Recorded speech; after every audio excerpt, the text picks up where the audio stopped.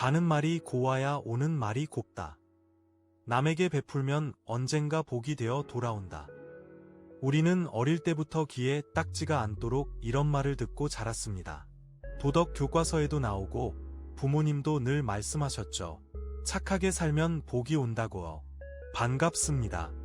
인간 내면의 어두운 본성을 파헤치는 블랙 마인드입니다. 자, 어른이 되어 사회라는 정글에 던져진 지금 여러분은 솔직히 어떻게 느끼십니까? 정말 착한 사람이 승리합니까? 아니면 착한 사람은 그저 이용해 먹기 좋은 맛있는 먹잇감일 뿐입니까? 현실은 냉정합니다. 비즈니스와 이해관계가 얽힌 이 판에서 대가 없는 친절은 미덕이 아니라 당신의 발목을 잡는 족쇄가 될 확률이 훨씬 높습니다. 착한 사람들은 늘 고민합니다. 거절하면 저 사람이 상처받지 않을까? 내가 너무 계산적인 사람처럼 보이지 않을까? 오늘 블랙마인드에서는 당신의 그 착한 마음, 정확히 말하면 빚지고는 못 사는 양심이 어떻게 당신을 호구로 만드는지 그 불편한 진실을 이야기하려 합니다. 개념의 재정의, 호혜성의 법칙, 아니 부채의 법칙. 심리학자 로버트 치알디니는 그의 저서 설득의 심리학에서 호혜성의 법칙을 언급합니다. 인간은 누군가에게 호의를 받으면 그것을 갚지 않고는 못 베기는 심리적 강박을 느낀다는 것이죠. 원시 시대에는 이게 생존을 위한 필수 본능이었습니다. 내가 고기를 나눠주면 나는 과일을 나눠준다. 그래야 함께 살아남으니까요. 하지만 현대사회, 특히 마케팅과 협상의 테이블에서 이 본능은 치명적인 약점으로 돌변합니다. 상대방은 아주 작은 미끼를 던집니다. 캔커피 한 잔, 무료 샘플 하나, 혹은 너밖에 없다는 칭찬 한마디. 그들은 고작 몇백 원, 몇천 원을 투자해서 당신의 마음속에 미안함과 부채감이라는 씨앗을 심습니다. 그리고 그 씨앗이 자라나 당신의 이성을 마비시킬 때를 기다려 수십 배, 수백 배의 대가를 요구합니다. 이것은 호혜 즉 서로 혜택을 주고받는 것이 아닙니다. 상대방이 일방적으로 떠넘긴 부채이자 당신의 양심을 인질로 잡는 심리적 덫입니다. 문제 제기, 공짜 점심은 없다. 당신이 메뉴판일 뿐. 가장 쉬운 예로 마트 시식 코너를 봅시다. 판매원 아주머니가 웃으며 갓 구운 만두 하나를 걸렙니다. 냄새도 좋고 공짜라니 덥석 받아 먹습니다. 맛있네요. 그런데 다 먹고 돌아서려니 아주머니의 기대 어린 눈빛. 맛있죠? 오늘만 1 더하기 1이에요 라는 멘트가 발목을 잡습니다. 당신은 만두를 살 생각이 전혀 없었습니다. 하지만 입안에 남은 만두 맛보다 마음속에 남은 공짜로 먹었다는 찜찜함이 더 불편합니다. 결국 당신은 필요도 없는 만두 2봉지를 카트에 담습니다. 고작 만두 한 조각에 당신의 지갑이 열린 겁니다. 이게 과연 당신의 자유의지일까요? 아니면 설계된 각본대로 움직인 걸까요? 하지만 마트 시식 코너 정도는 애교입니다. 진짜 지옥은 이제부터 시작됩니다. 거기선 몇천 원 손해보고 말죠. 진짜 문제는 관계라는 이름으로 포장된 덫에 걸렸을 때입니다. 직장 생활을 예로 들어봅시다. 평소에 서먹하던 동료가 갑자기 다가와 웃으며 브랜드 커피 한 잔을 걸렙니다.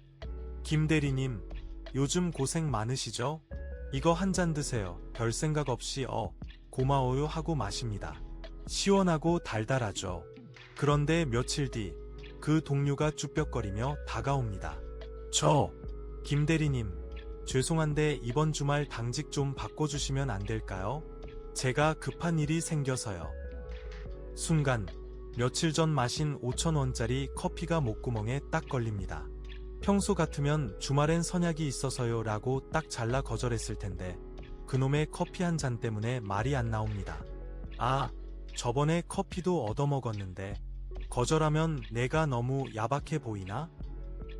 결국 당신은 울며 겨자 먹기로 주말을 반납합니다. 자, 계산기를 두드려 볼까요?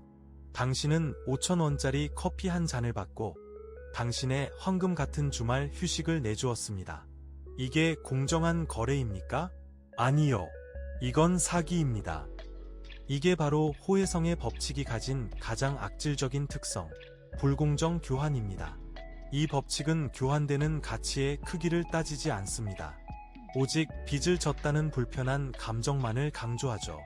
상대방, 즉 설계자들은 이 점을 누구보다 잘 알고 있습니다. 그들은 의도적으로 작은 호의를 먼저 베풉니다. 그들에게 그 커피 한 잔은 당신을 올가매기 위한 미끼이자 가성비 최고의 투자입니다. 5,000원을 투자해서 당신의 주말, 당신의 노동력, 심지어 당신의 양심까지 헐값에 사들이는 거죠. 주식으로 치면 수익률 1000%짜리 대박 상품인 겁니다. 당신이 착해서 당하는 게 아닙니다. 당신의 뇌가 부채감을 해소하고 싶어 하는 본능을 그들이 해킹했기 때문입니다. 그렇다면 우리는 왜 뻔히 알면서도 거절하지 못할까요? 단순히 착해서? 아닙니다. 인간은 사회적 동물입니다.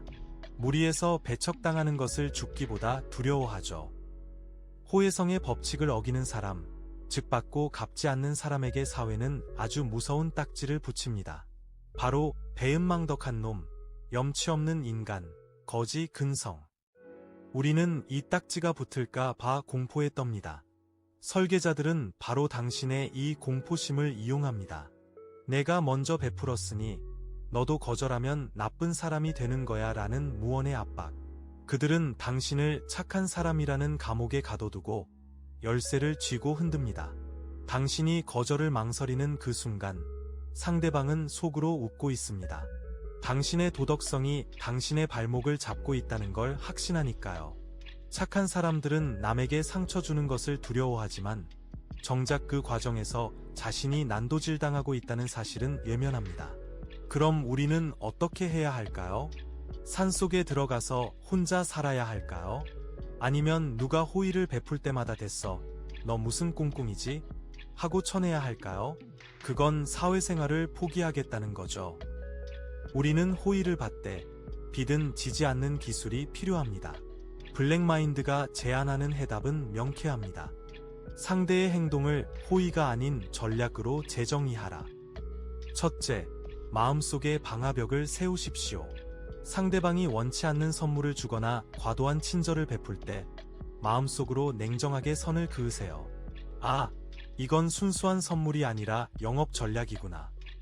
이건 나를 위한 게 아니라 나중에 뭔가 요구하기 위한 밑밥이구나. 이렇게 재정해 하는 순간 마법처럼 부채감은 사라집니다. 상대가 100원짜리 미끼를 던졌다고 해서 내가 100만원짜리 물고기가 되어줄 필요는 없습니다. 미끼는 미끼대로 맛있게 먹고 바늘은 뱉어버리면 그만입니다. 그건 배신이 아니라 생존입니다. 둘째, 감사와 승낙은 별개다. 감사와 승낙을 철저히 분리하십시오. 거절 못하는 사람들의 특징은 고마움과 부탁 들어주기를 한 세트라고 착각한다는 겁니다. 아닙니다. 이 둘은 완벽히 별개입니다. 커피를 사준 동료가 주말 근무를 부탁할 때 이렇게 말하십시오. 김 대리님, 아까 사준 커피는 정말 맛있었어요. 덕분에 오후에 힘이 났네요. 여기까지는 감사 표시, 호의 접수. 그런데 이번 주말 당직은 제가 선약이 있어서 어렵겠어요.